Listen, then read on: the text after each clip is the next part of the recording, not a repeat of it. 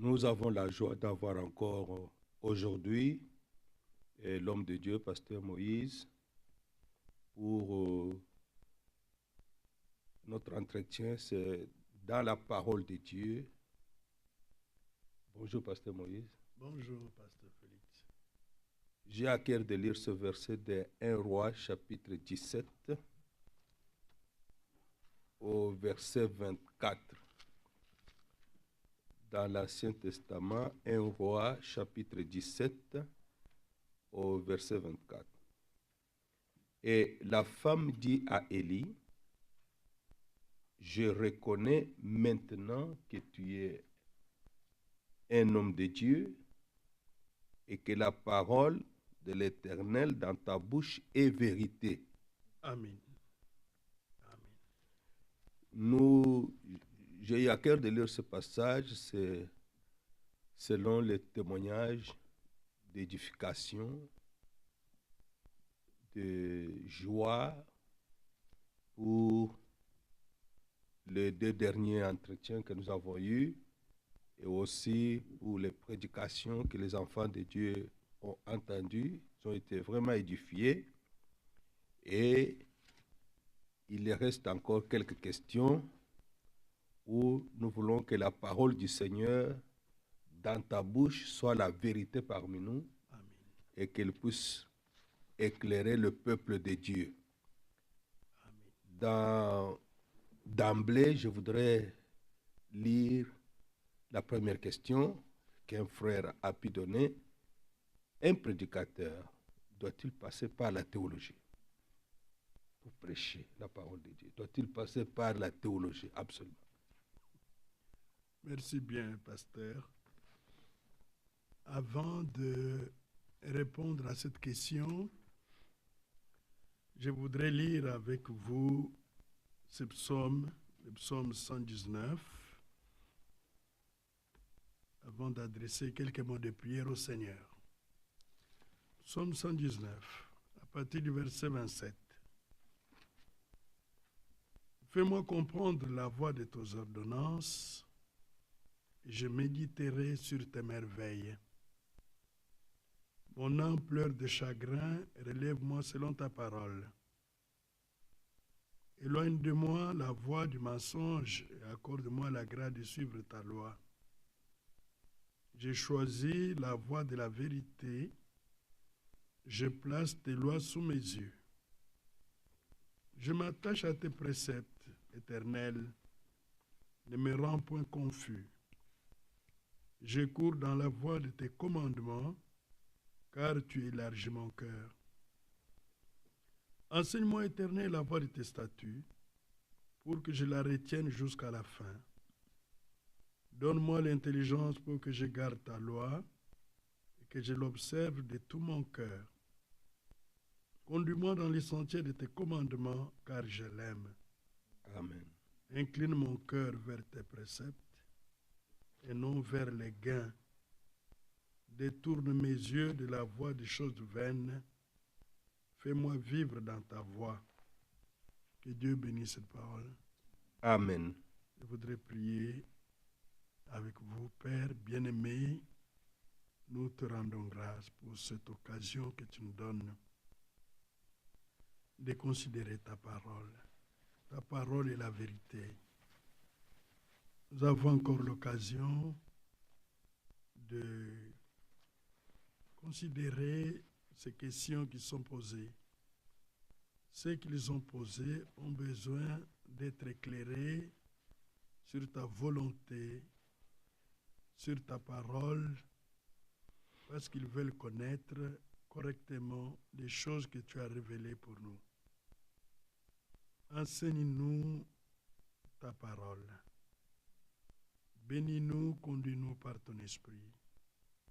Bénis mon frère, ton serviteur, pour la charge qu'il a, d'amener ce peuple à toi, de leur faire connaître la vérité et ta volonté.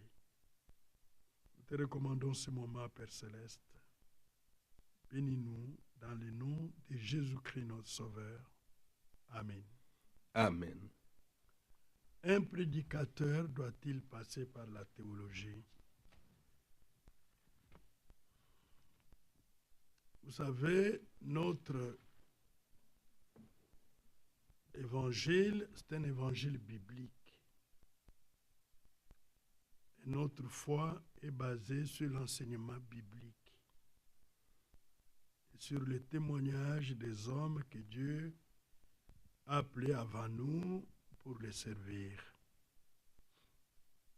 Quand nous voyons dans l'Ancien comme dans le Nouveau Testament, nous ne voyons aucun prophète ou aucun apôtre qui est allé apprendre l'Évangile à l'école. Je précise l'école de théologie. Je crois que les véritables serviteurs de Dieu, eux, ils sont à l'école. Ils sont à l'école du royaume de Dieu. Parce que là, c'est Dieu lui-même qui enseigne ses serviteurs, qui leur révèle sa volonté et qui leur donne le pouvoir, le mandat d'aller annoncer les voies de Dieu. Dans Galates chapitre 1er, nous voyons ce que Paul raconte de son témoignage et de la manière dont il avait reçu de la part de Dieu l'évangile qu'il était en train de prêcher. Galates chapitre 1er, à partir du verset 11. Je vous déclare, frères, que l'évangile qui a été annoncé par moi n'est pas de l'homme. Car je ne l'ai ni reçu, ni appris d'un homme, mais par une révélation de Jésus-Christ. Amen. Paul était l'apôtre des païens. Il était prophète, il était apôtre, il était messager de l'église d'Éphèse. Paul, avant de commencer à annoncer l'évangile, il avait suivi les enseignements de la loi dans Acte 22. Et nous allons voir ce que cet enseignement a produit en lui. Acte 22.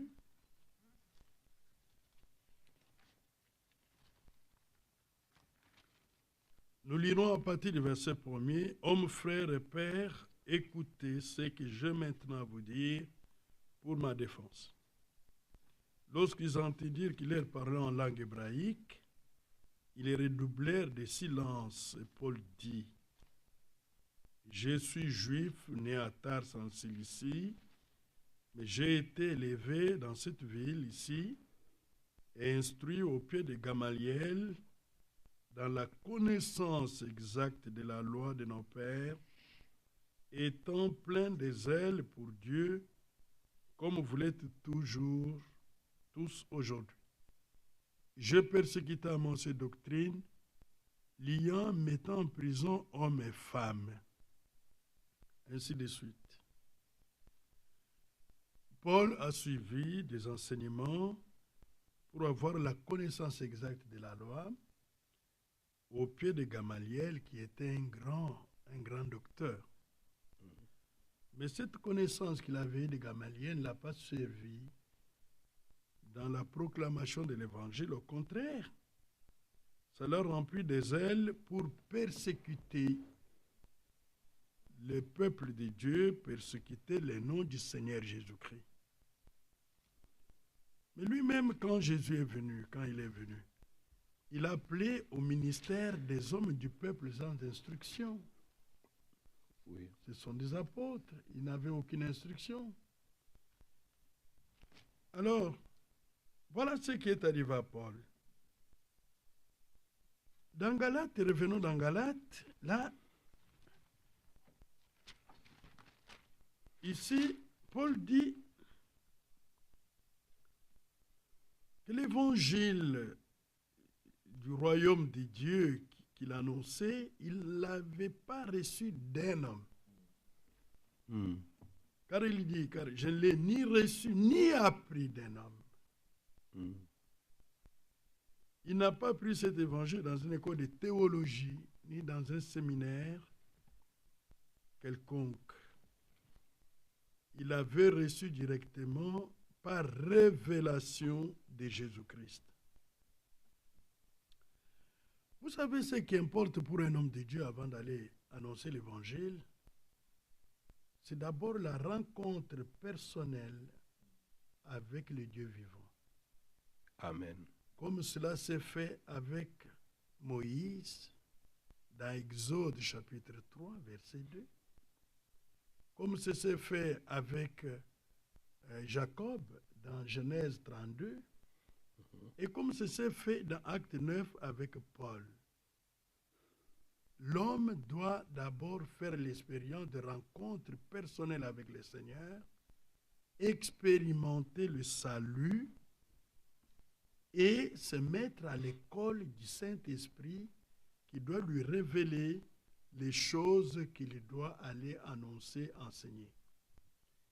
Lorsque nous continuons ici ce verset de Galates, verset 13, vous avez su en effet quelle était autrefois ma conduite dans le judaïsme, comme je persécutais à outrance, ravageais l'église de Dieu, et comment j'étais plus avancé dans le judaïsme que beaucoup de ceux de mon âge, de ma nation, étant animé d'un zèle excessif pour les traditions de mes pères. Mais lorsqu'il plut à celui qui m'avait mis à part dès le sein de ma mère, et qui m'a appelé par sa grâce, Amen. de révéler en moi son Fils, Oui. afin que je l'annonçasse parmi les païens, aussitôt je ne consultais ni la chair, ni le sang. Amen. Amen. Oui. Il était à l'école du Seigneur pour des choses qu'il devait annoncer.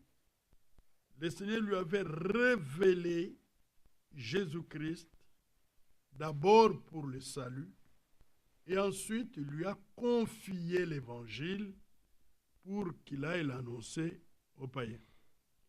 Ici, il le dit bien ici, au chapitre 2, Dieu donne l'évangile d'une manière surnaturelle à ses serviteurs pour l'annoncer. Chapitre 2, il dit, 14 ans après, premier verset, je montai de nouveau à Jérusalem avec Barabbas, ayant aussi pris Tite avec moi. Et ce fut d'après une révélation que je montais. Je leur exposai l'évangile que j'ai prêché parmi les païens. Je l'exposais en particulier à ceux qui sont les plus considérés, afin de ne pas courir ou avoir couru en vain. Verset 6. Ceux qui sont les plus considérés, quels qu'ils aient été jadis, cela ne m'importe pas. Dieu ne fait exception de personne. Oui. Ceux qui sont les plus considérés ne m'imposèrent rien. Au contraire, voyant que l'évangile m'avait été confié. Oui, l'évangile lui a été confié. Un véritable homme de Dieu aujourd'hui, l'évangile doit lui être confié. Lui, l'évangile a été confié pour les incirconcis et Pierre pour les circoncis. Alors, c'était le même Seigneur qui a appelé Pierre, avait appelé Paul, mais ils ont envoyé dans des contrées différentes, mais c'était le même évangile du même Seigneur. Alors, nous devons apprendre du Seigneur. Dans Jean 6, les gens ne veulent pas revenir au Seigneur pour avoir son enseignement. Jean 6, verset 42. Ils ont écouté Jésus. Il disait, n'est-ce pas là Jésus, le fils de Joseph, celui dont nous connaissons le père et la mère. Voilà, il les connaissait mal, mais selon la chair. Comment donc, dit-il, je suis descendu du ciel? Jésus leur répondit, ne murmurez pas entre vous. Nul ne peut venir à moi si le Père qui m'a envoyé ne l'attire. Et je l'ai resté au dernier jour.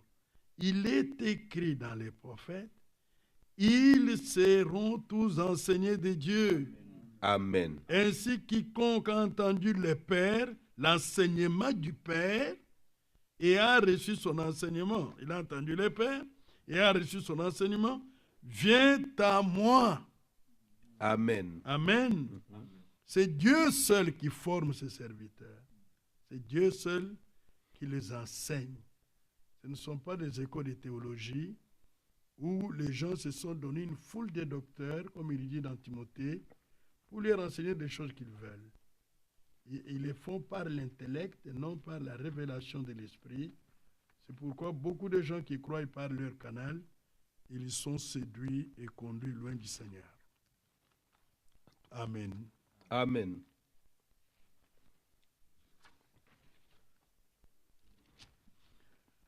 En rapport avec cela, il y a une question de fond.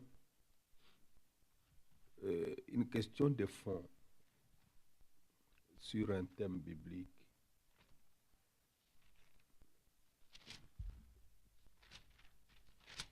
Étant donné que notre évangile est un évangile biblique, pour une fois biblique, Amen. quel est le fruit qu'Adam et Ève ont mangé dans le jardin d'Éden? Et pourquoi la Bible n'est-elle pas claire à ce sujet? C'est une question qu'un frère a posée. Ça entre dans le fond de l'évangile biblique. C'est vraiment vrai. Ça, c'est le fond de l'évangile biblique. Vous savez que dans les écoles de théologie, ils n'ont jamais percé ce mystère, cette réalité. Mais si nous recevons l'enseignement du Père, nous serons éclairés. Amen. Vous savez, lorsqu'on parle du péché originel, il y a beaucoup d'interprétations là-dessus. On parle du fruit, on parle de l'arbre de la connaissance du bien et du mal. On va faire une petite étude. C'est un peu curieux parce que je ne commence pas par la Genèse. On va commencer par le Nouveau Testament. Lorsque nous comprenons ces choses dans le Nouveau Testament, alors nous pouvons comprendre ce qui s'est passé dans le jardin d'Éden lorsqu'on parle du fruit que Ève avait mangé. Dans Matthieu 13,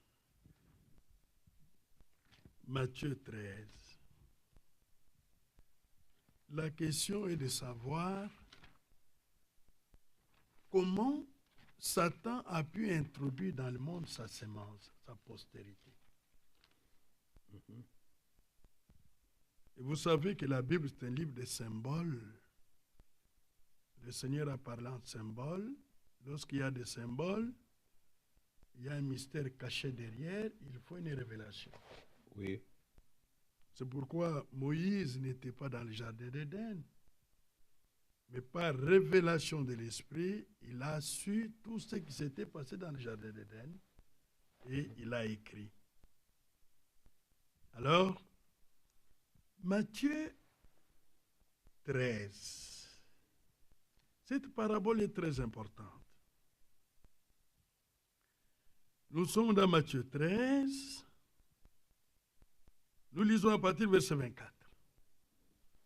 Il leur proposa une autre parabole et il dit, le royaume des cieux est semblable à un homme qui a semé une bonne semence dans son champ.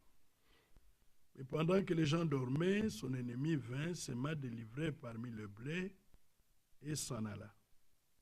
Lorsque l'herbe eut poussé et donné du fruit, l'ivraie parut aussi. Les serviteurs du maître de la maison vinrent lui dire, Seigneur, n'as-tu pas semé une bonne semence dans ton champ?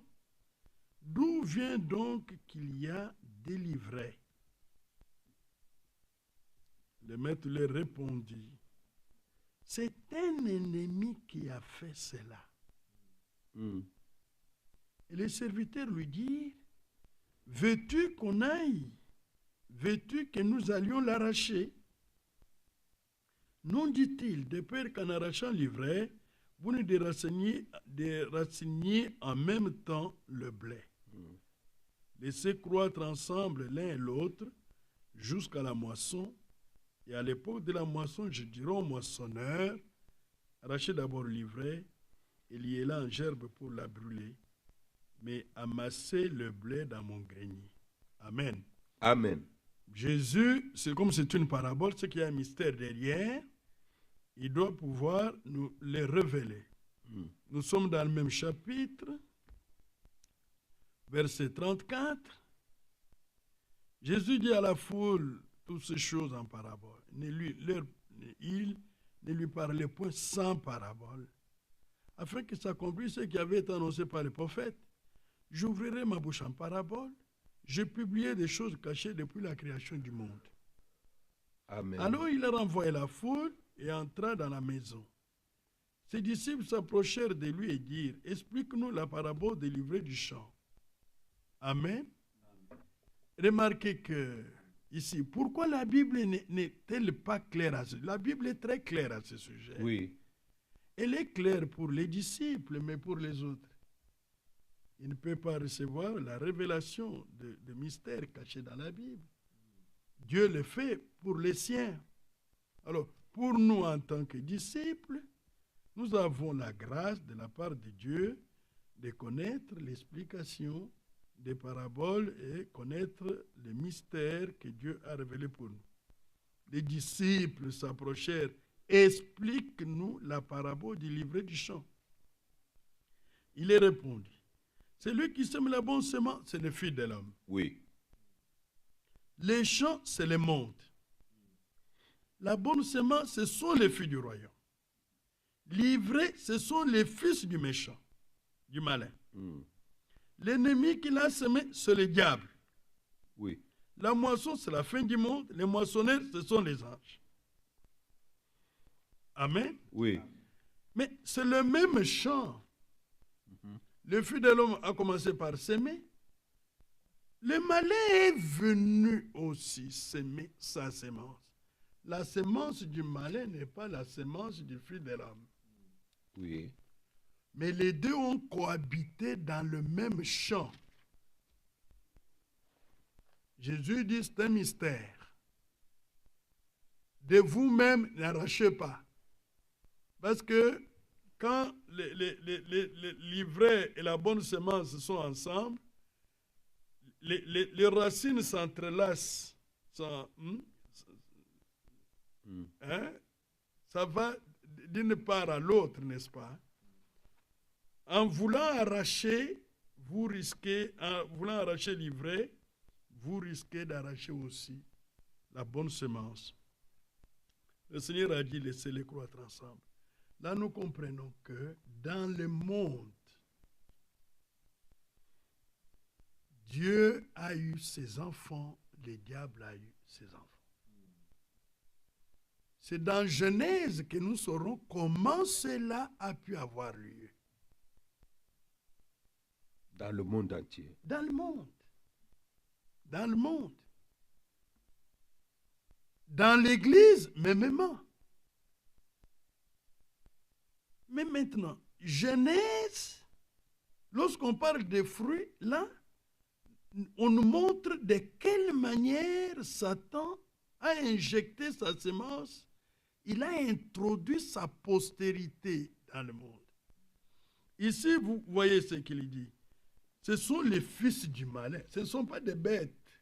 Non, non. Ce sont des hommes, non? Oui. Les filles du royaume, ce sont des hommes. Mais vous ne pouvez pas de vous-même découvrir que celui-là est fils de Dieu, celui-là est un fils de Satan. Il y a des critères, on va voir, des caractéristiques fondamentales que la Bible a données. Jésus a dit ça, mais encore beaucoup plus clair dans Jean 8. Jean 8. C'est ça le problème. Là, nous découvrirons quel est ces fruits naturels qui, quand vous les mangez, vous enfantez. C'est ça, ce qu'il faut découvrir dans Genèse. Parce que le problème, c'est celui-là. Oui, mais notre Seigneur est clair lui-même. Il y a les fils du malin. Amen. Il y a qui est les fils de Dieu. Amen. Amen. Ça c'est bien établi. Très bien établi. Mais dans Jean 8, il est encore beaucoup plus clair.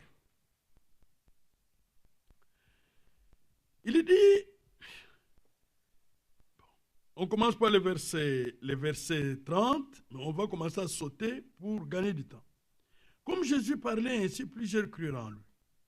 Et il dit aux Juifs qui avaient cru en lui, si vous demeurez dans ma parole, vous êtes vraiment mes disciples, vous connaîtrez la vérité et la vérité vous affranchira.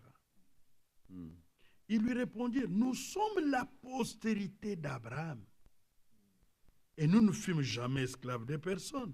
Comment dis-tu, vous deviendrez libres?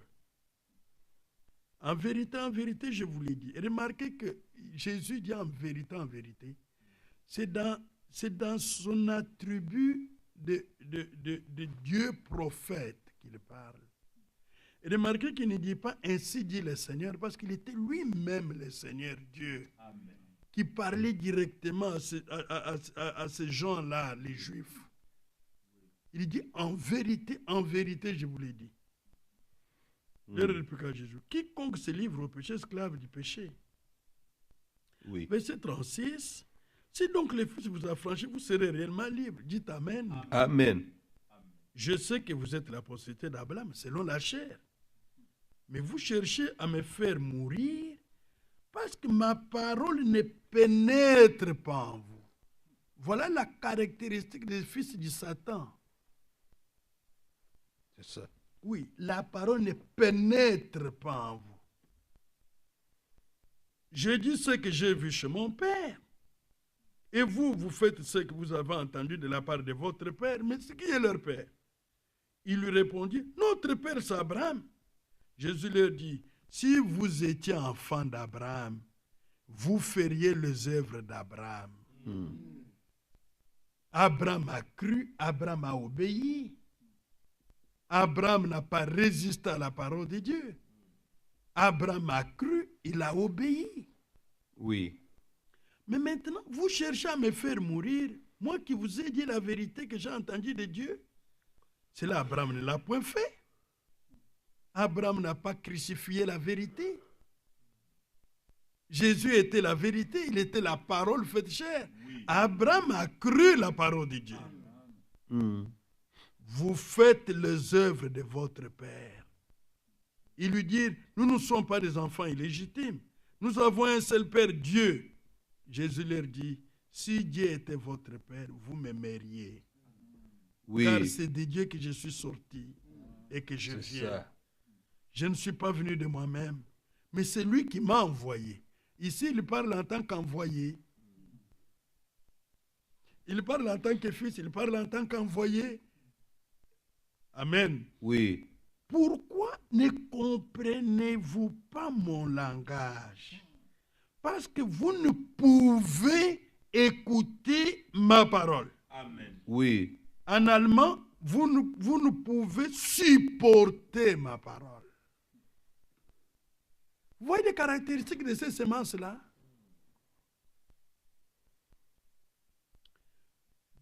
Il ouvre, 44. Vous avez pour père le diable et vous voulez accomplir les désirs de votre père. Il a été meurtrier dès le commencement. Il ne se tient pas dans la vérité. Parce qu'il n'y a pas de vérité en lui. Lorsqu'il profère le mensonge, il parle de son propre fond, car il est menteur et le père du mensonge. Ces gens-là venaient de ce père-là, des pères de mensonge. C'est pourquoi ils pouvaient prendre plaisir au mensonge et non à la vérité. Et moi, parce que j'ai dit la vérité, vous ne me croyez pas. Mais il y a une vérité ici, c'est Amen. Ils venaient d'un père différent. D'un père différent. Ils étaient religieux. Amen, amen, amen, amen. Remarquez, ça c'est merveilleux. Amen. Ils venaient d'un père différent, mais ils étaient religieux.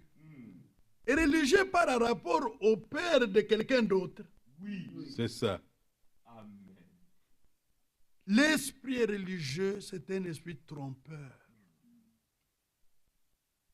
Ça fait de l'homme un imitateur du christianisme. Il n'a pas la profondeur en Dieu. Il n'a pas la nature de Dieu Pourquoi? Parce que son origine n'est pas en Dieu. Amen. Amen. Ils étaient religieux. Nous sommes la postérité d'Abraham. Chanter des Il psaumes, chantait des psaumes, il prêchait priait. même. Il prêchait, mais il n'avait prier. pas prié. Mais il n'avait pas leur origine en Dieu. Oh, c'est merveilleux ça. Amen. Oh. Verset 46. Qui de vous me convaincra de péché? Si je dis la vérité, pourquoi ne me croyez-vous pas? Celui qui est de Dieu écoute les paroles de Dieu. Amen. Oui. Vous n'écoutez pas parce que vous n'êtes pas de Dieu. Amen. Non, ça c'est tranché. Amen. Dieu a tranché ici. Oui. Amen. Non, ça sont les paroles du Seigneur. Amen. Amen. Amen. Amen. Amen. Amen. Seigneur Jésus. Hein? Oui. Là, il a mis un point final. C'est fini. Il a établi les critères pour reconnaître la postérité de l'ennemi. Ça, c'est merveilleux. Mais si vous lisez, il y a encore un critère dans Jean 18. Jean 18.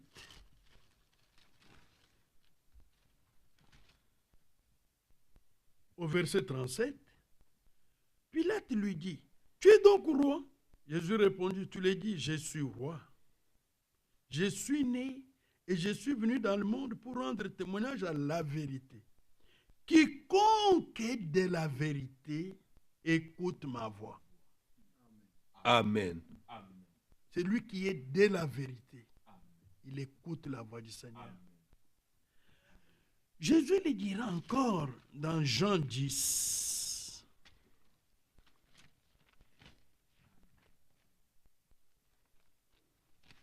Remarquez que Jésus dit des choses précises, profondes,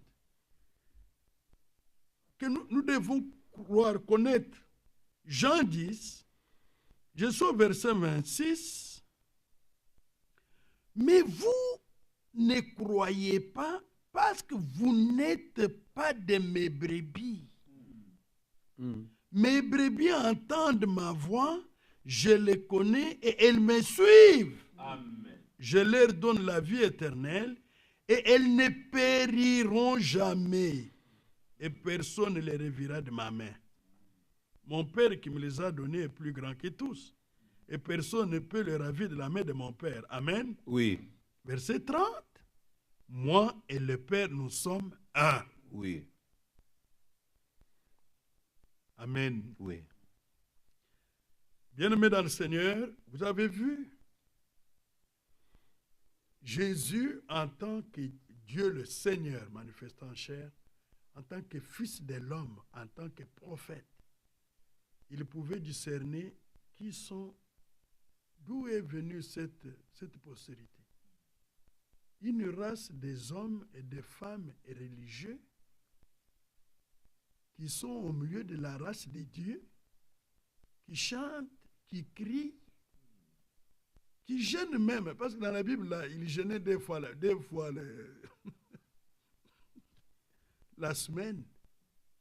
Il faisait ça. Mais leur origine ne vient pas de la vérité. Leur origine ne vient pas de Dieu.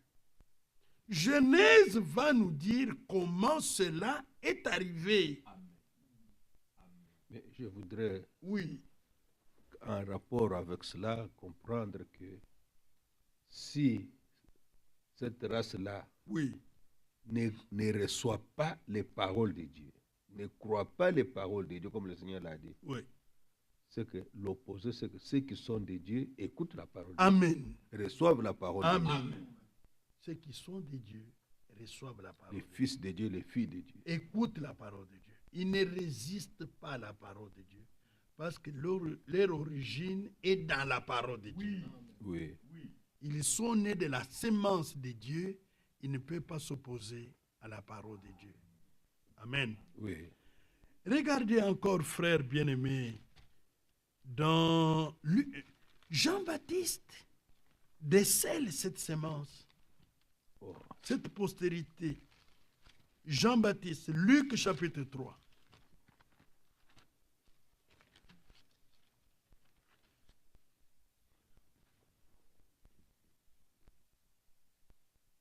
À partir du verset 7 pour aller vite. Il disait donc à ceux qui venaient en foule pour être baptisés par lui, race de vipères, qui vous a appris à fuir la colère à venir. Produisez donc des fruits dignes de la repentance, et ne vous mettez pas à dire en vous-même, nous avons Abraham pour père, car je vous déclare que de ces pierres, Dieu peut susciter des enfants à Abraham. Déjà, la cognée est mise à la racine des arbres. Tout arbre donc qui ne produit pas de bons fruits sera coupé et jeté au feu. Ah, là, il y a quelque chose qui nous ramène dans le livre de Genèse ici. Vous avez vu? Il prétendait être la postérité d'Abraham. Maintenant, il se prétend être du message. Il prétend connaître la vérité. Ainsi de suite. Mais leur origine n'est pas en Dieu.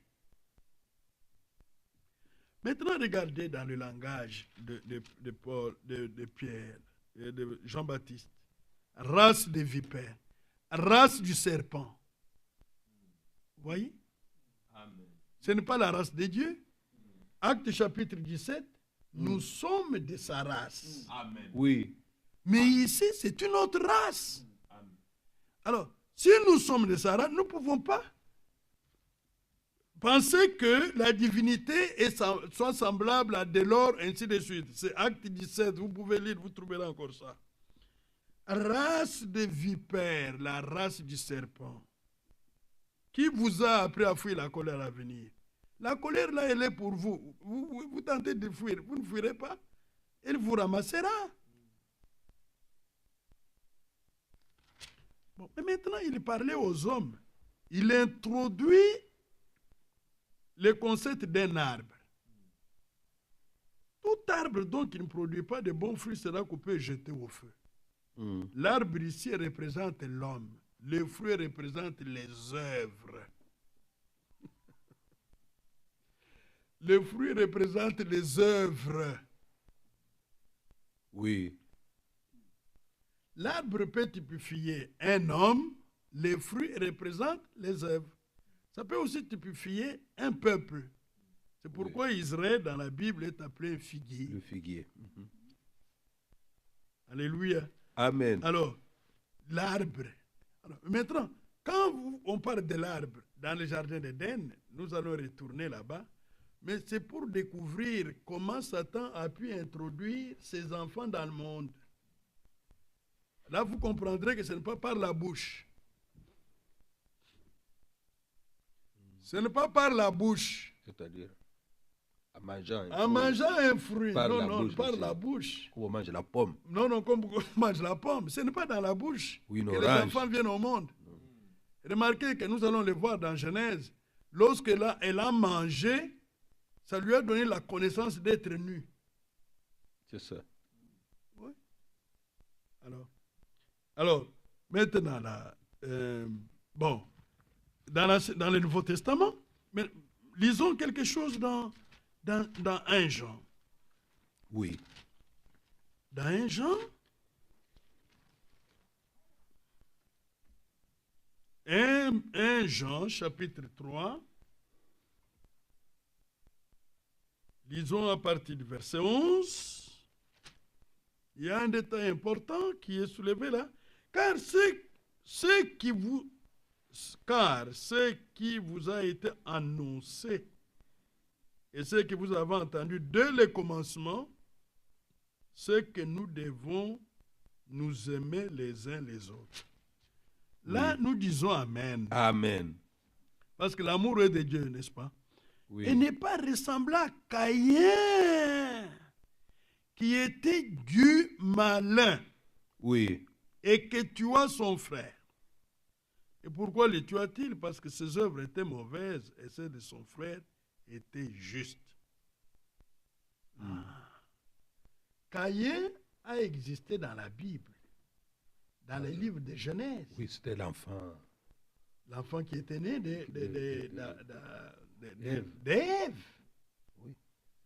Et quand vous lisez, vous croirez que Caïn avait pour père Adam. Maintenant, l'Esprit révèle ici l'origine, le père de Caïn. Oui. C'est pourquoi vous ne trouverez nulle part dans la Bible, dans la généalogie d'Adam, Caïn. Vous ne trouverez nulle part. Dans la Bible. Dans la Bible, vous ne trouverez nulle part. Dans l'Ancien et dans le Nouveau Testament, vous ne trouverez pas Caïn dans la généalogie d'Adam. Je pense que si cela est possible, il faut que les frères et sœurs, quiconque écoutera cette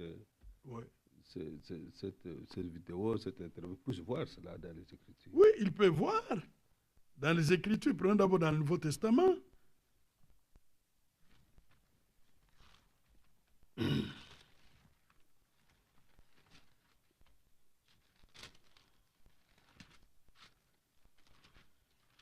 Nous sommes dans le Nouveau Testament.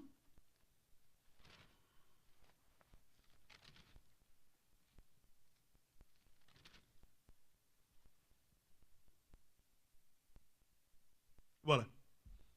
Luc chapitre 3, versets 23 à 28.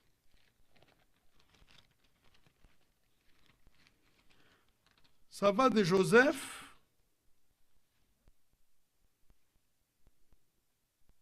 le mari de Marie, jusqu'au 38 à Adam. Regardez, il est écrit d'Enoch, fils de Seth, fils d'Adam, fils de Dieu. Vous ne trouverez pas Caïn dedans. Abel aussi n'est pas là. Abel, parce qu'il était mort. Il n'a pas eu de postérité. Oui. Dans Genèse, chapitre 5, si vous lisez au chapitre 3, chapitre 4, à partir du verset 17, vous trouverez la postérité de Caïn. Mais si vous lisez chapitre 5, vous trouverez la postérité d'Adam. Caïn n'est pas dedans. Genèse 5, à partir du premier verset, vous ne trouverez pas Caïn dedans. Alors, l'Esprit nous donne une grande révélation ici que Caïn était du malin. Il avait son père et qui n'avait pas d'origine en Dieu. Amen. Oui. Avec ça, nous pouvons aller maintenant dans Genèse. C'est ça. On peut aller dans Genèse. D'où est sorti Caïn? Oui, c'est un homme de l'Ancien Testament. Oui, c'est un homme de l'Ancien Testament. C'est pourquoi on va dans l'Ancien Testament. Genèse.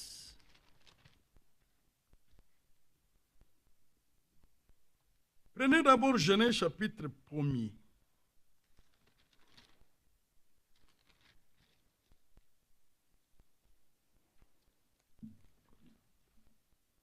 Il a créé la vie animale, il a créé d'abord la vie végétale, ensuite la vie animale, ensuite la vie humaine.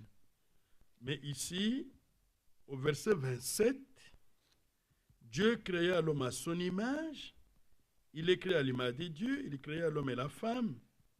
Dieu les bénit et Dieu leur dit, soyez féconds, multipliez, remplissez la terre et l'assujettissez, dominez sur les poissons de la mer, sur les oiseaux du ciel et sur tout animal qui se met sur la terre. Verset 29, il leur donne les herbes et fruits comme nourriture. Je reviens au verset 27.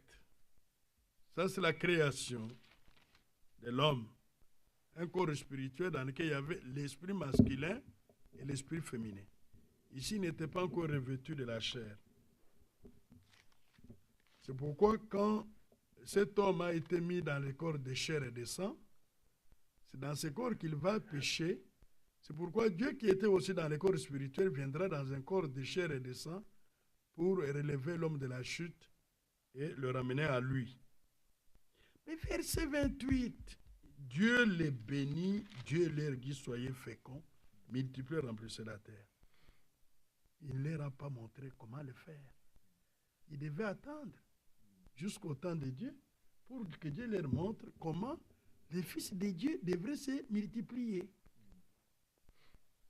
Alors, nous allons dans Genèse chapitre 2.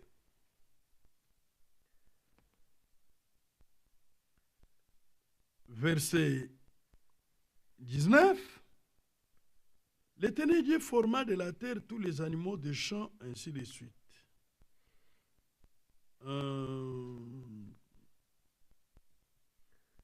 Dieu forma. Oui, voilà. Lisons plutôt le verset 8. Pour l'Éternel Dieu planta un jardin en Éden. Vous êtes là? Du côté de l'Orient, il y mit l'homme qu'il avait formé. L'Éternel Dieu fit pousser du sol des arbres de toute espèce, agréables à voir et bons à manger. Et l'arbre de la vie au milieu du jardin, un seul arbre de la vie. Et l'arbre de la connaissance du bien et du mal. Si vous continuez la lecture, vous trouverez, vous pouvez situer géographiquement où était le jardin d'Éden. C'était à Bassora, au sud de l'Irak. Oui, c'est là où vous trouverez ce fleuve ici, l'origine de ce fleuve. Verset 17, 16. L'Éternel Dieu donna cet ordre à l'homme: tu pourras manger de tous les arbres du jardin, mais tu ne mangeras pas de l'arbre de la connaissance du bien et du mal. Les jours où tu en mangeras, tu mourras. Amen. Amen. Il y avait des arbres particuliers, ce ne sont pas des arbres naturels. L'arbre de la connaissance du bien et du mal, c'est la personne du Satan.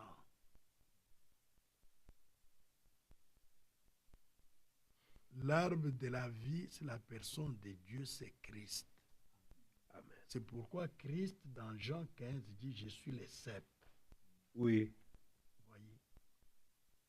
C'est lui qui me mange à la vie éternelle. C'est lui qui croit à la vie éternelle.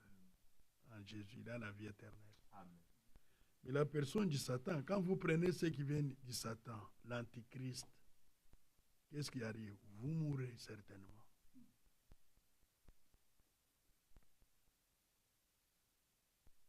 Alors, vous voyez, ça c'est très important. Il faut savoir ça. Maintenant, chapitre 3, le serpent rencontre la femme. La Bible dit: le serpent était le plus rusé de tous les animaux des champs que l'Éternel Dieu avait fait.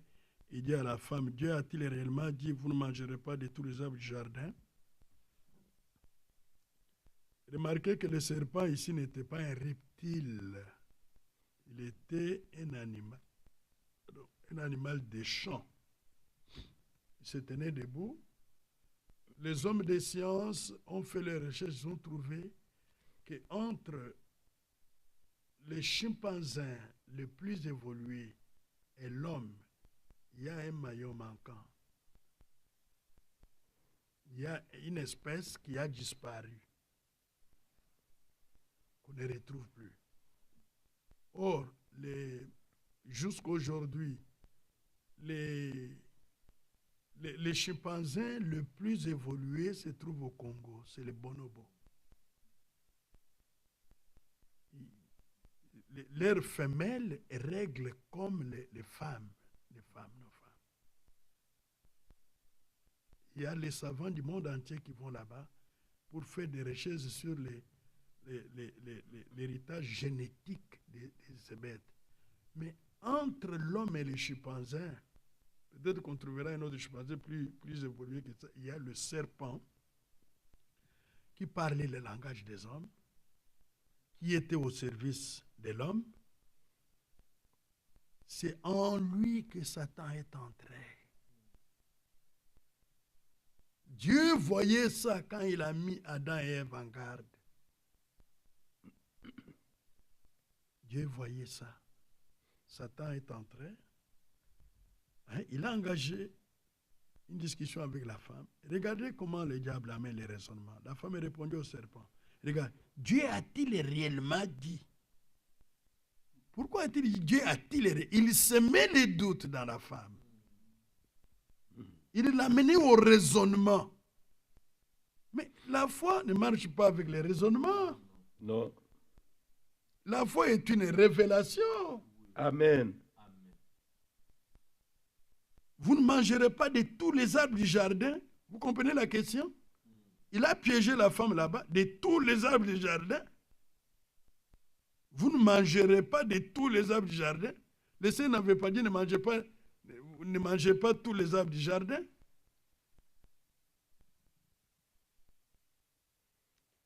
La femme répondit au serpent, nous mangeons du fruit des arbres du jardin. Jusqu'à là, elle était dans le bon, non? Mais quant au fruit de l'arbre qui est au milieu du jardin, Dieu a dit, vous n'en mangerez point, vous n'y toucherez point. Dieu n'a pas dit, vous n'y toucherez point. Elle a ajouté, de peur que vous ne mouriez, parce que pendant qu'il parlait avec le serpent, c'est le diable qui parlait au travers du serpent. À force d'écouter ces discours faux, la mauvaise influence est venue sur elle. Elle a commencé, elle a perdu l'orientation, elle a commencé à voir comme le serpent voyait. C'est pourquoi ne vous mettez pas à écouter les choses fausses. Vous finirez par les croire. Et la mort entrera en vous. C'est ça. Ouais. Les fausses doctrines. Les fausses doctrines, les interprétations personnelles particulières. Ça, il ne faut pas prêter oreille. Vous allez mourir.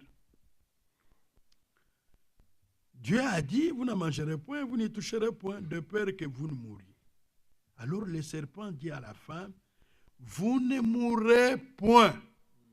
Il a nié, il a renié la parole qui est sortie de la bouche de Dieu.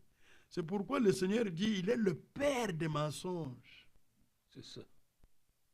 Dès le commencement, il a tué Abel et il est le père des mensonges.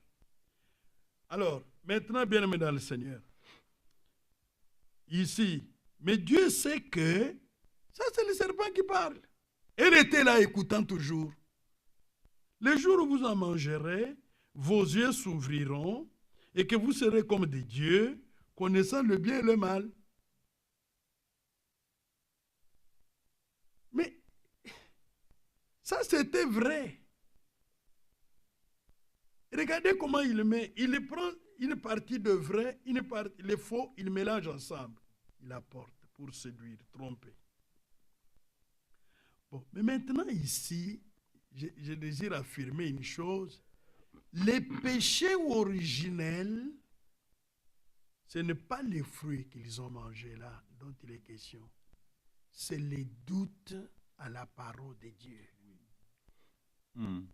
Parce que manger, c'est la désobéissance à cause de l'incrédulité qui s'était déjà installée en elle. L'incrédulité et la désobéissance marchent ensemble. La foi et l'obéissance marchent ensemble. Quelle est cette connaissance que la femme n'avait pas pour qu'elle puisse désirer la voir du serpent? Parce qu'on leur a donné de manger tout. Hein? Il y a une connaissance qui ne leur a pas été révélée. C'est ça que le diable a amené par l'interprétation. La Bible dit, la femme vit que l'arbre était bon à manger et agréable à la vue et qu'il était précieux pour ouvrir l'intelligence. Elle prit de son fruit et en mangea. Elle en donna aussi à son mari qui était auprès d'elle et il en mangea. Maintenant, ils ont mangé les fruits, non? Quelles sont les conséquences? C'est là où il y a la lumière. Les yeux de l'un et de l'autre s'ouvriront. Si c'était une pomme, les pommes ouvrent l'intelligence de l'homme. Ils connurent qu'ils étaient nus. il connut la connaissance d'être nu. Oui. Mais ils étaient nus avant. Pourquoi ils n'en faisaient pas un problème? Mais ici, la connaissance d'être nu, il l'a eu du serpent au travers du Satan. Nu, là, la bouche est toujours nue. Les pieds sont nus. C'est le sexe ici. Ça, c'est très important. Parce que le problème, c'est que comment la postérité du serpent est entrée dans le monde? Ce sont des hommes comme nous. Peuvent-ils sortir par les oreilles? On pénètre un homme par les oreilles. On pénètre un homme par la bouche. C'est ça le problème ici. Oui. Qu'est-ce qu'ils ont fait? Ayant cousu de feuilles de figuier, ils s'enfuirent de ceinture. Voilà la religion. Ils ont voulu même cacher leur nudité. Ils ont voulu même se justifier. Non, l'homme, depuis la chute, doit aller à Dieu nu. C'est Dieu qui doit les revêtir. Amen. Ça, c'est la religion. C'est ça l'esprit religieux. Les gens pensent que lorsque je suis à l'église, je fais quelque chose à l'église, je chante, j'écris, Dieu, il se donne la tranquillité dans son cœur qu'il a un ordre avec Dieu. Non, être en ordre avec Dieu, c'est accepter le salut que Dieu a offert. Amen. Par grâce. Accepter Christ dans le cœur, mettre sa vie en ordre, obtenir le pardon de Dieu. Amen. Alors ils entendirent la voix de l'Éternel Dieu qui parcourait le jardin vers le soir. Et l'homme et sa femme se cachèrent loin de la face de l'Éternel Dieu au milieu des jardins, des arbres du jardin. Mais l'Éternel Dieu appela l'homme et lui dit, où es-tu?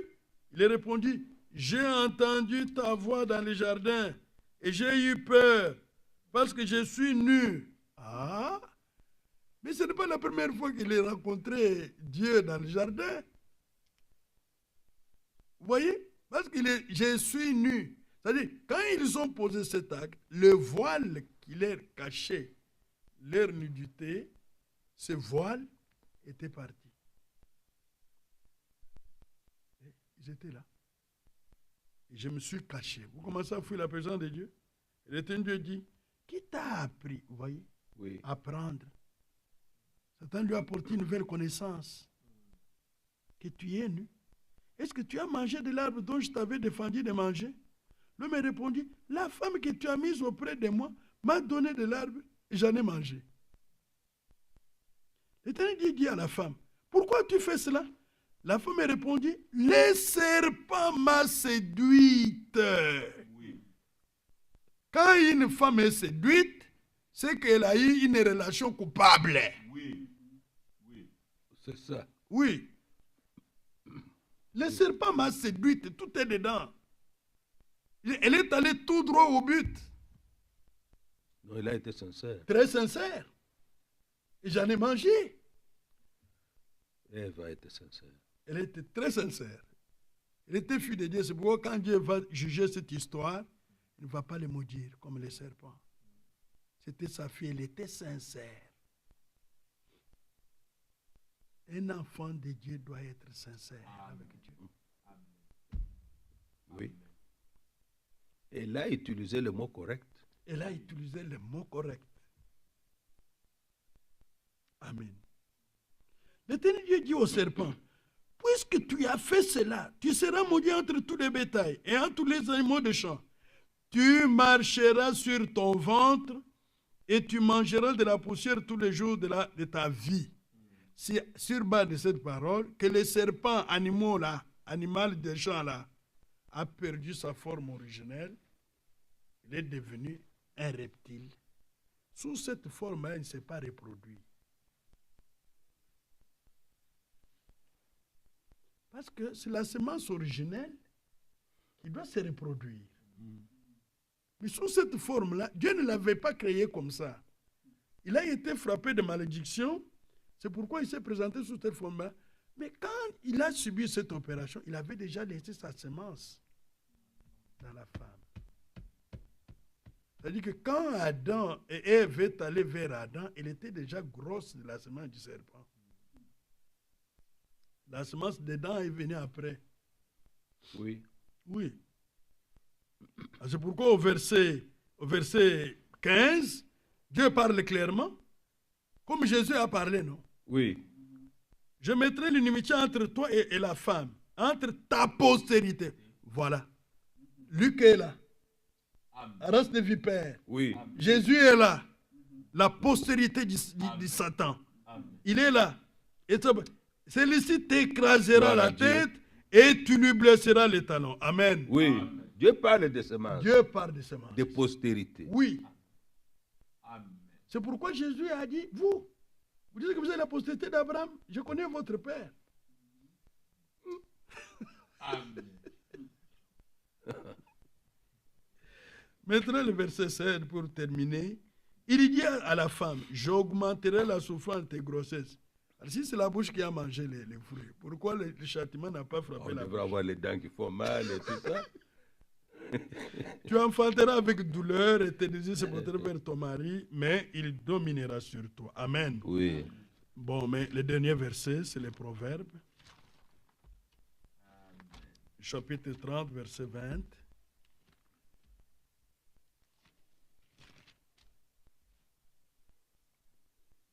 Telle est la voix de la femme adultère. Elle mange et s'essuie la bouche, où elle dit, je n'ai point fait de mal.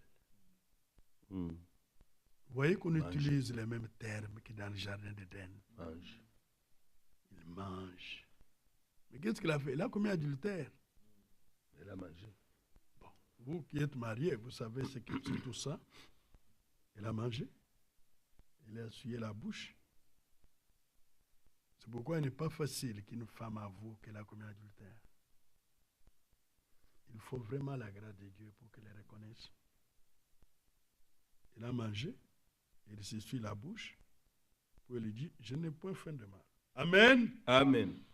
Par l'incrédulité qui a été sémée dans Ève, Ève a eu des relations coupables, comme il l'a dit, séduite, il a eu des relations coupables avec les serpents dans lesquels Satan était incarné, et le serpent a transmis sa semence à Ève.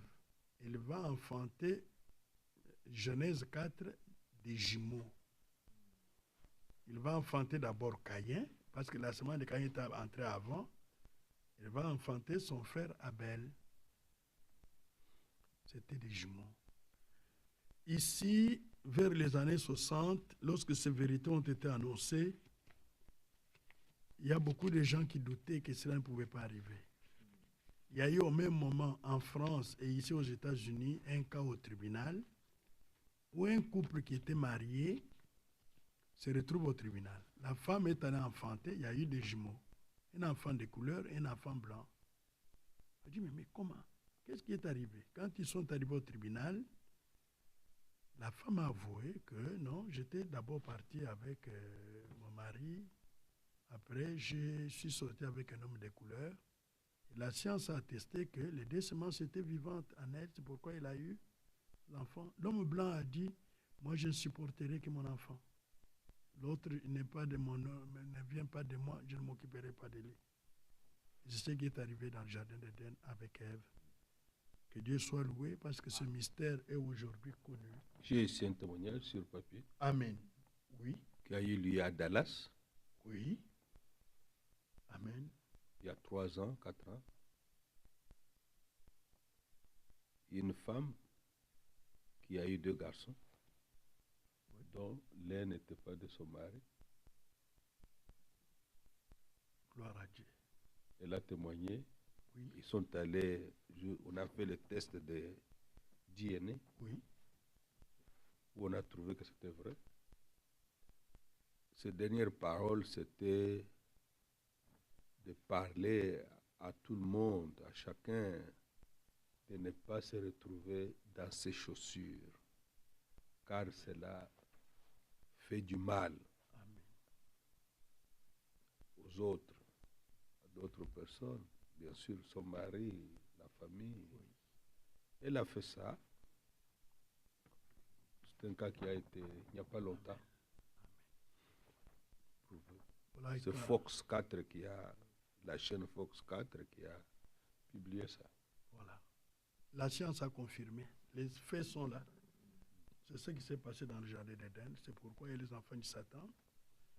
La postérité naturelle de Caïn a été exterminée lors du déluge par crainte que le Messie, comme Messie devait venir dans le monde, il ne fallait pas qu'il vienne par une telle sémence.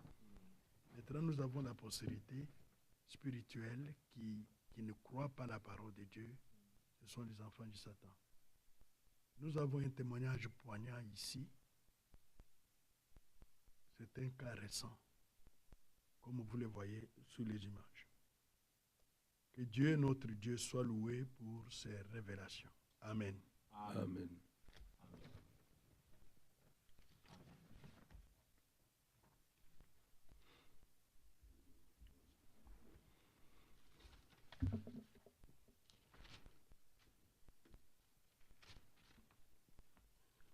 Dieu punit la désobéissance. Amen. Mais il y a une question ici. L'enfer est-il éternel?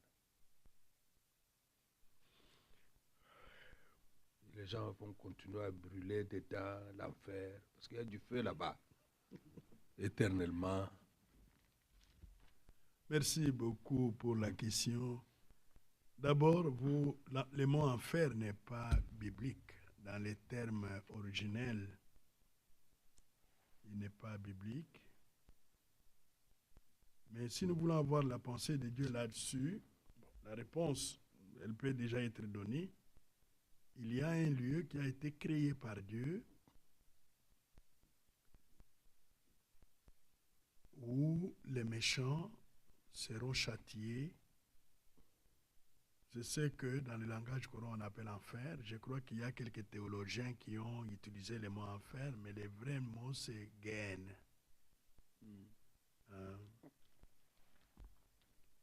Ce qui est éternel, c'est ce qui n'a ni commencement ni fin. Alors, si ce lieu a été créé, c'est que ce n'est pas éternel. Et si l'enfer doit être éternel, il faut que ceux qui ont la vie éternelle y entrent. Mais ceux qui ont la vie éternelle de Dieu, ceux qui ont été réconciliés avec Dieu, qui ont la nature de Dieu en eux, ne peuvent pas aller dans le châtiment de l'enfer, entre guillemets. Je suis dans Luc 16. Je vais vous parler de trois choses, trois endroits où les gens doivent aller.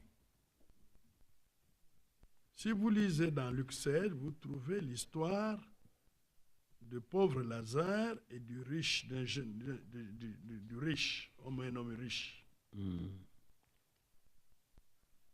Lazare était pauvre, il souffrait beaucoup. Il avait un avantage que les riches n'avaient pas, c'est que lui avait en partage la foi d'Abraham. Amen. Il croyait Dieu, malgré qu'il n'avait pas d'argent, qu'il n'avait pas à manger, qu'il était malade, mais son âme faisait confiance en Dieu. Le riche, lui, avait beaucoup de biens. Il vivait dans la corpulence. La Bible dit, chaque jour, il menait une vie joyeuse et brillante. Mais après, le pauvre est mort. Il est mort avant les riches.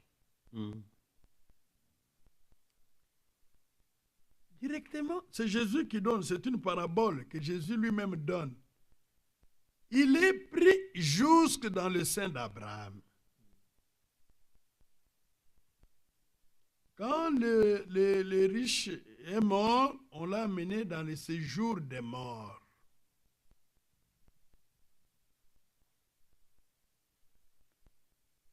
au verset 23. C'est pour gagner du temps que je n'ai pas lu, hein, mais vous pouvez, à partir du verset 19 jusqu'au verset 31, vous verrez cette parabole. Là-bas, dans le séjour des morts, il était tourmenté. Tourmenté, n'avait pas de repos. Mais une chose étrange, c'est qu'il n'a pas perdu ses facultés humaines. Vous voyez? La mort ne change pas votre état d'esprit. Si vous mourrez ivrogne, là-bas vous serez ivrogne. Si vous mourrez adultère, vous êtes adultère. C'est connu que vous êtes adultère là-bas. La mort ne change pas cet état des choses. Maintenant, l'homme riche commence à parler avec Abraham. Dans le séjour des morts, c'est qu'il y avait un endroit dans l'Ancien Testament qu'on appelait le séjour des morts, là où allaient les perdus.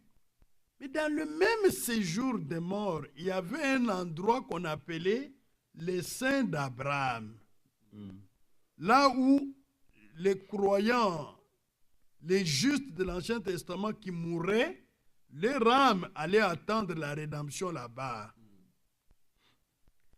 Mais ceux qui mouraient là, les méchants, ils allaient là où se dit séjour des morts. Ils étaient tourmentés. Alors il a négocié pour qu'Abraham puisse envoyer Lazare afin d'aller les rafraîchir, et ainsi de suite. On leur a dit, là-bas sur la terre, il y a Moïse et les prophètes. Si les membres de ta famille veulent aussi venir ici où nous sommes, qu'ils écoutent Moïse et les prophètes. Or, les Moïse et les prophètes annonçaient la venue du Seigneur Jésus-Christ. Oui.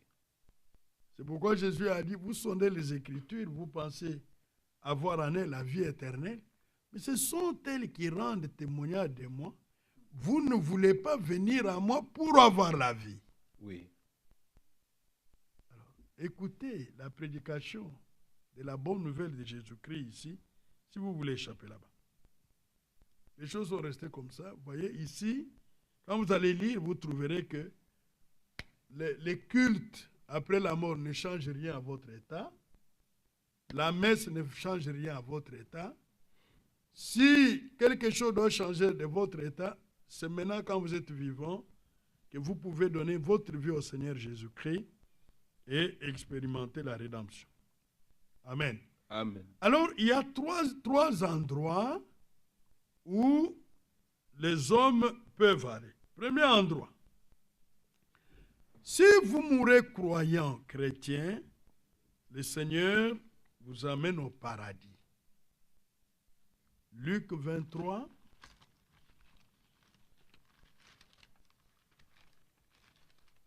Verset 43. Le paradis, c'est le séjour de bienheureux. Ceux qui sont sauvés, après leur mort, leurs âmes vont au paradis attendre là-bas le retour du Seigneur pour les élus.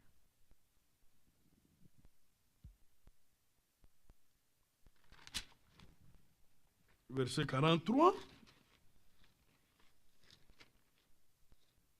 L'homme, mais l'autre, verset 40, pour avoir le contexte, mais l'autre les reprenait, les malfaiteurs qui étaient crucifiés avec Jésus, et disait, ne crains-tu pas Dieu, toi qui subis la même condamnation? Pour nous, c'est justice, car nous recevons ce qu'ont mérité nos crimes. Mais celui-ci n'a rien fait de mal. Oui. Il dit à Jésus, souviens-toi de moi quand tu viendras dans ton règne. Il a reçu la révélation que Jésus était le roi d'Israël. En tant que roi d'Israël, il y avait lui-même. Oui. C'est pourquoi Jésus lui dit, je te dis en vérité, aujourd'hui tu seras avec moi dans le paradis. Amen. Oui. C'est que les lieux de bienheureux qui étaient dans le séjour des morts devaient être supprimés parce que le Seigneur devait prendre tous les captifs qui étaient là et les amener au paradis. Pour les amener au paradis. Le séjour de mort est en bas, le paradis est au-dessus. Oui. Amen. Oui. Mais pourquoi cet homme n'a pas été baptisé dans ces conditions? Non, il était à l'heure de sa mort. Il n'avait plus la possibilité d'être baptisé. Si on lui avait encore donné une possibilité, il accepterait le baptême parce qu'il venait de croire que Jésus-Christ est le Yahvé de l'Ancien Testament. Amen. Amen. Alors, si un frère, une sœur meurt aujourd'hui, son âme est emmenée dans le séjour, au paradis. C'est les lieux de bienheureux, c'est les lieux de repos de l'âme de ceux qui sont sauvés. Amen. Amen. Amen. Un autre lieu, c'est les lieux de perdus, les séjours des morts. Les séjours, c'est les lieux de perdus. Dans tous ceux qui meurent là, le séjour des morts est encore là. Tous ceux qui meurent, les païens, ceux qui n'ont pas cru le Seigneur, qui ont rejeté le salut, leurs âmes vont attendre le jugement dans le séjour des morts. C'est là où on va jeter Satan avant le règne du millénium. C'est ça la prison où il ira. Ésaïe 14 précise bien ça. Ésaïe 14.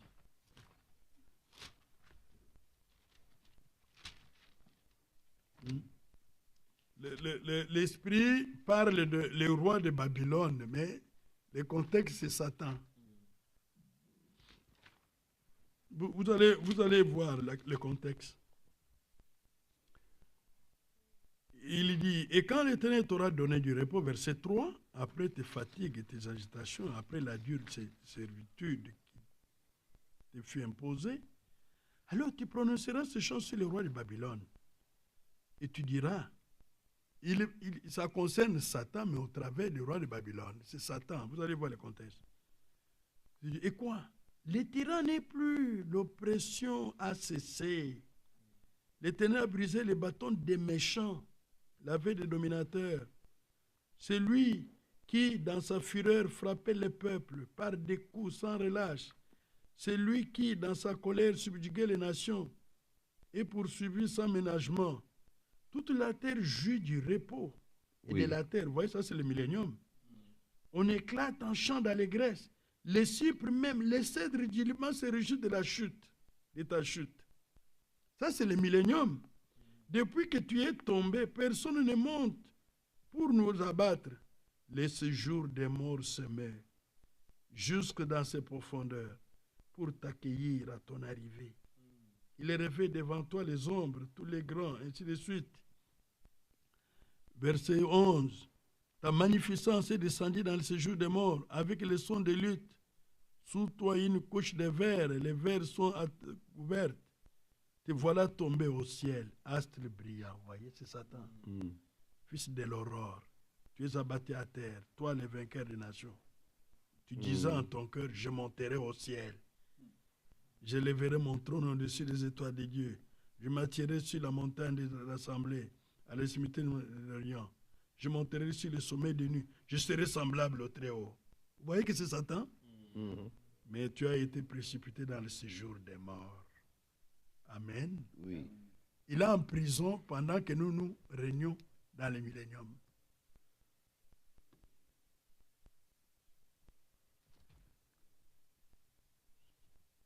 Il est en prison. Maintenant, nous allons dans Apocalypse 20. Prenez Apocalypse 20. Au sujet du séjour des morts, je lirai un autre verset dans l'Ancien Testament pour terminer. Mais dans Apocalypse 20, il y a un autre endroit là-bas. Versets 1 et 2. Vous comprenez? C'est là où il va. Satan sera là, en prison là pendant 1000 ans.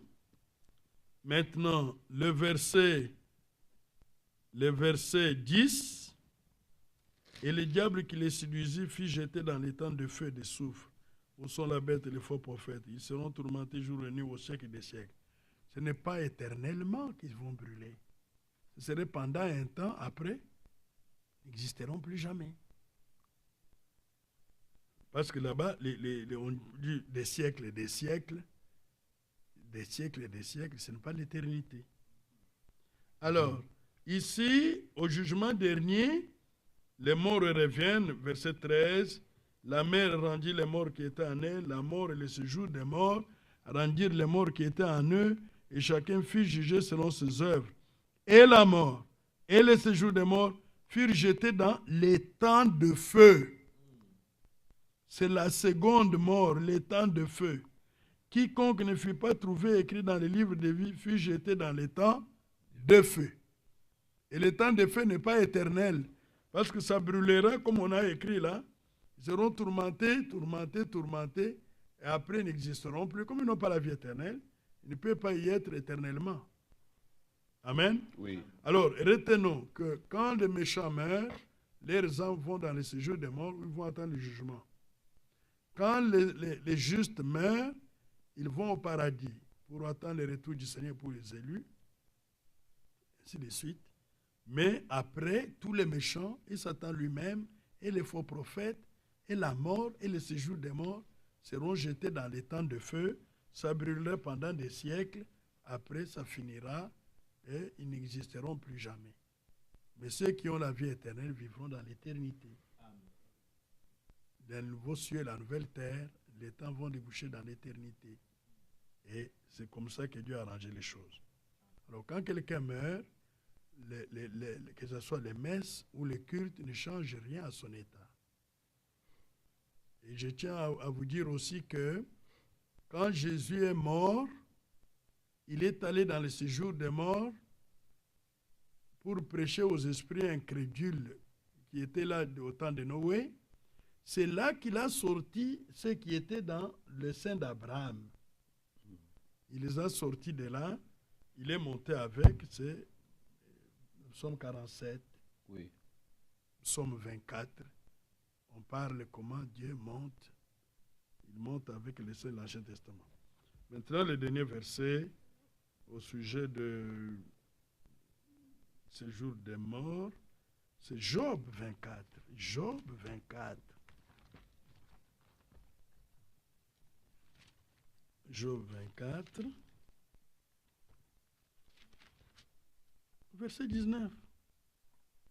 Comme la sécheresse et la chaleur absorbent les eaux de la neige, ainsi le séjour des morts engloutit ceux qui pêchent.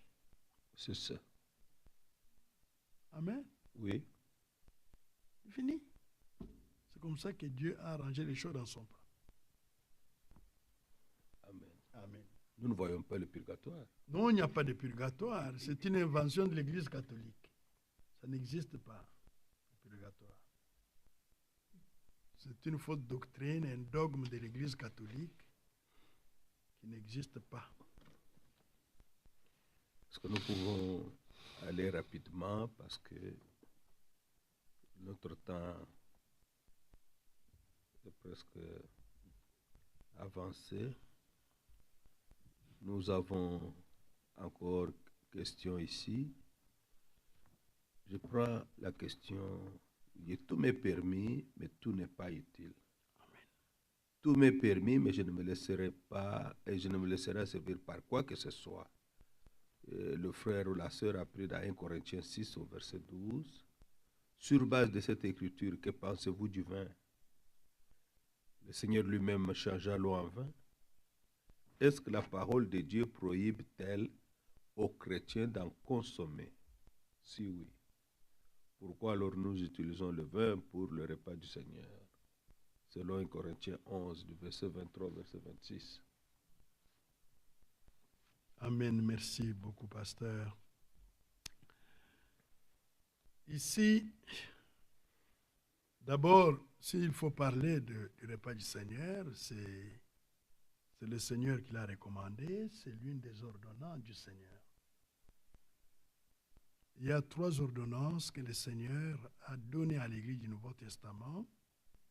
le baptême d'eau au nom du Seigneur Jésus est la première ordonnance.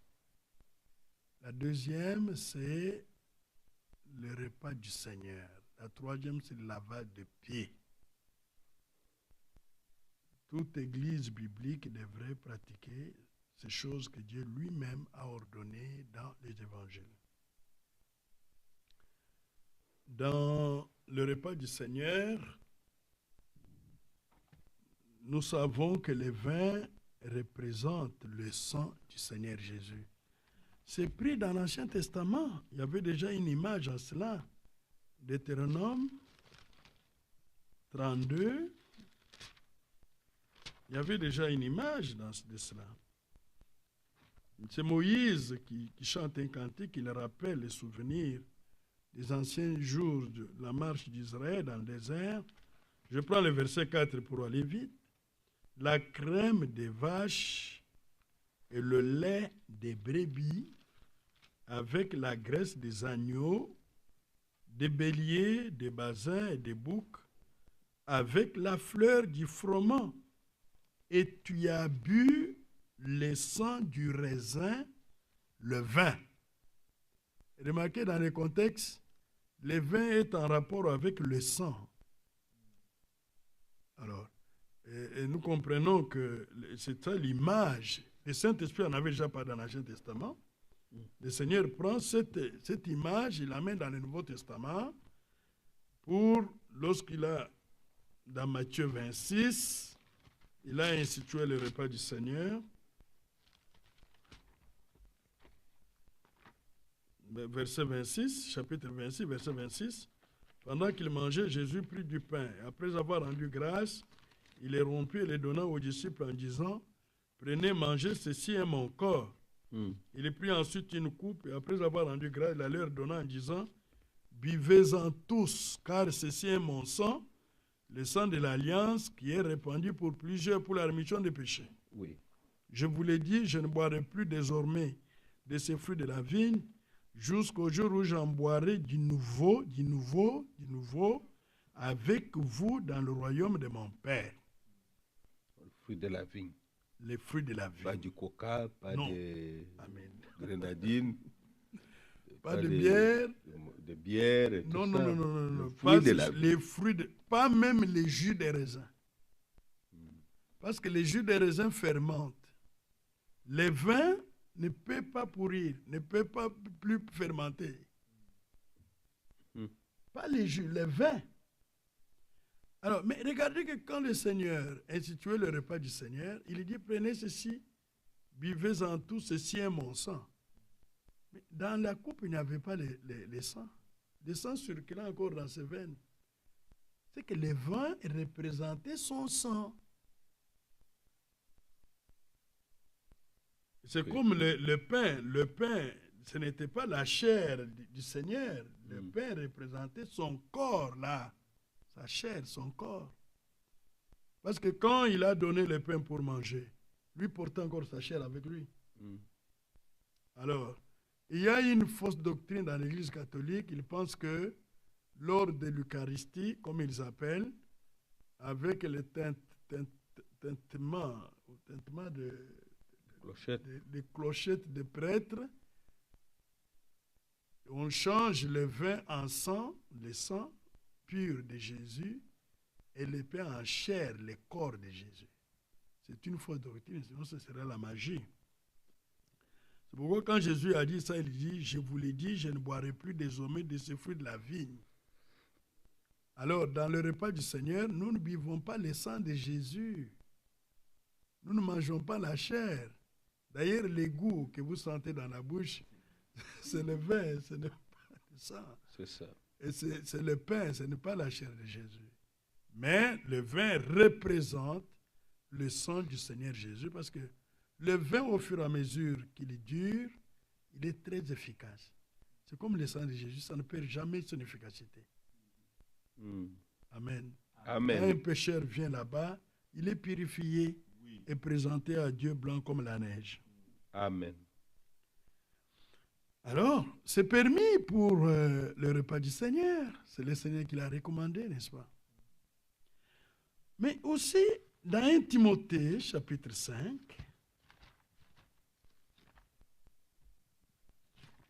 verset 23, ne continue pas à ne boire que de l'eau, mais fais usage d'un peu de vin à cause de ton estomac et de tes fréquentes indispositions. Là, nous comprenons que Timothée n'était pas un buveur. Il buvait de l'eau. Mais il lui a été recommandé un peu de vin pour des raisons de santé. C'est ça. Aujourd'hui, le vin est utilisé dans les industries pharmaceutiques, dans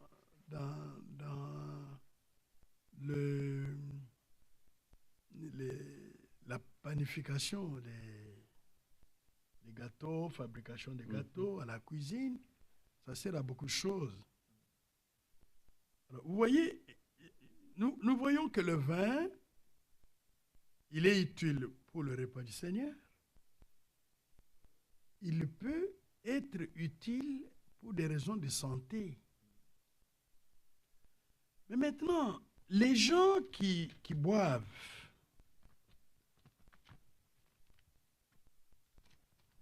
regardez ici, prenez un Tite, chapitre 1er, verset 7. Car il faut que l'évêque soit irréprochable comme économe de Dieu, qu'il ne soit ni arrogant, ni colère, ni adonné au vin. J'aime ce que Paul écrit ici. Il dit adonné au vin. Parce qu'il a pris ça de l'Ancien Testament. Prenez Proverbe,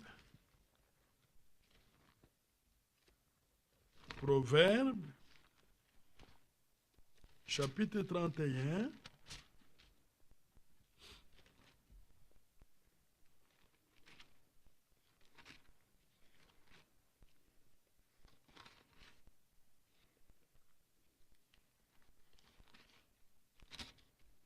Commençons par le verset 4.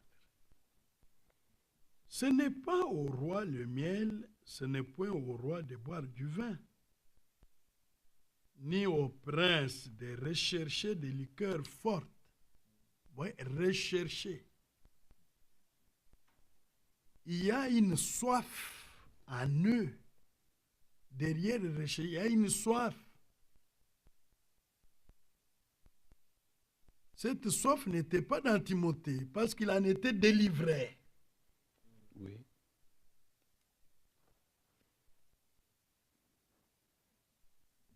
Pour l'utilité de santé, il lui a été recommandé de prendre un peu de vin. Il n'avait pas la soif. Il n'était pas à la recherche des liqueurs fortes, de peur qu'en buvant, il n'oublie la loi et ne méconnaisse les droits de tous les malheureux. Écoutez le verset 6. Donnez les liqueurs fortes à celui qui périt et du vin à celui qui a l'amertume dans l'âme. Pourquoi?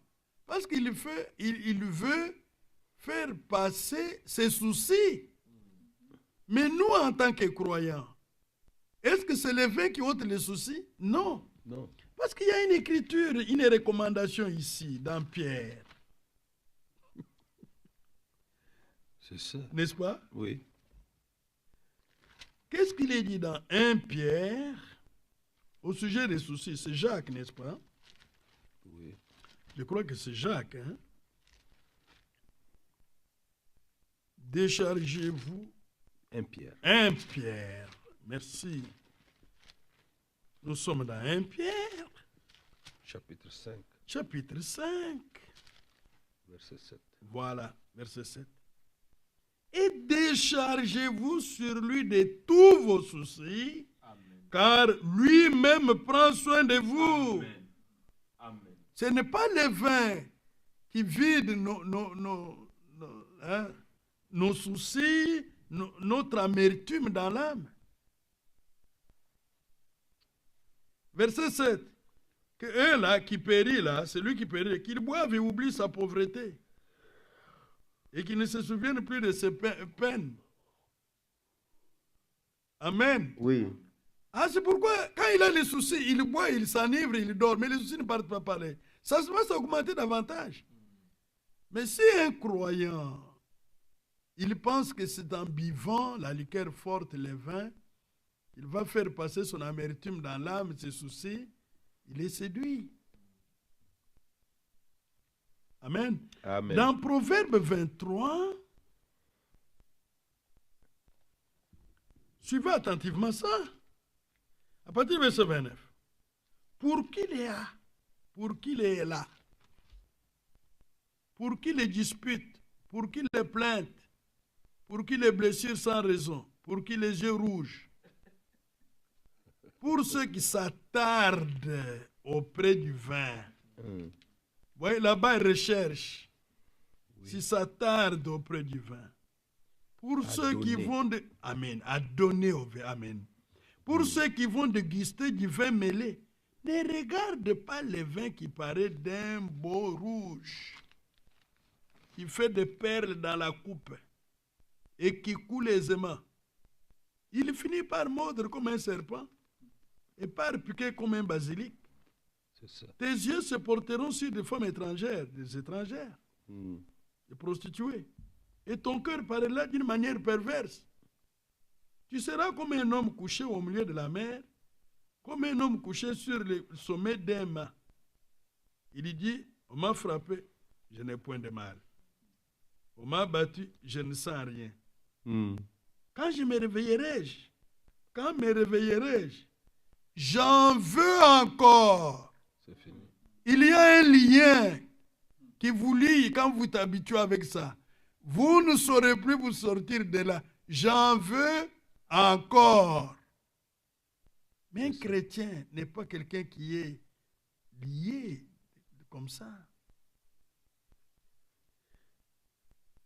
Amen. Amen. J'aurais voulu que cette pensée entre dans les chrétiens pour qu'ils comprennent qu'ils doivent être esclaves de rien du tout. Si ce n'est de la volonté de Dieu, de la parole de Dieu. Paul, le prisonnier de Christ. Amen. Alléluia. Amen. Dans Lévitique 10, le Seigneur avait interdit aux Lévites et sacrificateurs de boire du vin pour éviter cette histoire ici. Dans Nombre 6, il y a le vœu de Naziréa. Ceux qui faisaient le vœu d'être consacrés au Seigneur ne touchaient pas au vin qui symbolisait les joies du monde. Ils étaient consacrés à Dieu pour toute leur vie. Qu'est-ce que nous voulons dire? Le vin pour le repas du Seigneur, oui. Le vin pour un besoin de santé, comme nous l'avons vu. Mais le vin comme pour satisfaire la soif de boire, faire passer ses soucis, pour faire les joies du monde, faire passer son amertume, c'est une séduction de l'ennemi. Que Dieu vous bénisse. Amen. Amen. Amen.